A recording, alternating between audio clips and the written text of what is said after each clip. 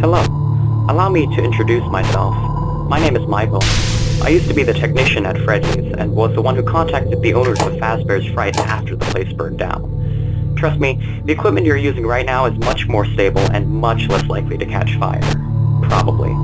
Anyways, the building that you're currently in is a Fazbear storage building. Basically, when a character was scrapped, it was sent here to be used for parts, assuming its parts were still usable.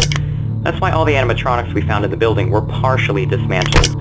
I'm still working on repairing them, so not all of them are working yet. I'll keep working on them as the week goes on. Now, we're unsure whether or not this will be the final building that the horror attraction takes place in, but while we're still searching for a new location, we need you to keep an eye on these robots. So, allow me to give you a rundown of what to expect. As you saw last time, the animatronics tend to wander. Fazbear Entertainment was aware of this, so a security system was already installed. You have a security surveillance tablet, just like last time, except this one isn't mounted to the wall. You can use this to monitor the security cameras mounted throughout the building. If the cameras turn to static, don't worry, they'll be online again shortly. The next thing you should know about is what to do when Freddy and his friends get a little bit too close for comfort. To your right, you have a second tablet that allows you to activate and deactivate 3 heaters, one for each entrance to the room you're in. If somebody is, let's say, on your right, turn on the right heater. The animatronics are programmed to avoid temperatures hot enough to cause them to overheat and will leave. Once they leave, you can turn the heater off again. Simple enough. You're probably thinking to yourself, well, why can't I leave the heaters on the whole time? There's 2 reasons. 1, your room would become uncomfortably hot and your legs would start sticking to your chair. 2, Mangle. Mangle is that pink and white fox that you can see in the back room with the other characters. Now, Mangle was originally in a room called the Kids' Cove, which is where all the toddlers would be. To help keep track of them, Mangle was given thermal imaging. I know this because, well, I was the one who originally installed it. Now, that creates a problem since heat is your main method of defense. If you leave the heaters on for too long, Mangle will start crawling through the air vent connected to your office. You don't want that, so use the heaters sparingly. The last thing I need to go over is the animatronic from the last location, Spring Bonnie. It survived the fire, most of it at least, so it's in the building with you now. The problem is, since this animatronic is much older than the others, its programming isn't as advanced. This means that you can use the heaters all you want, but it won't work on him.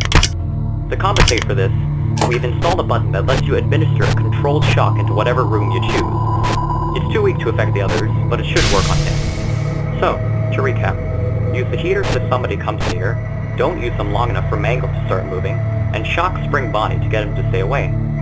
I think that's everything. See you tomorrow.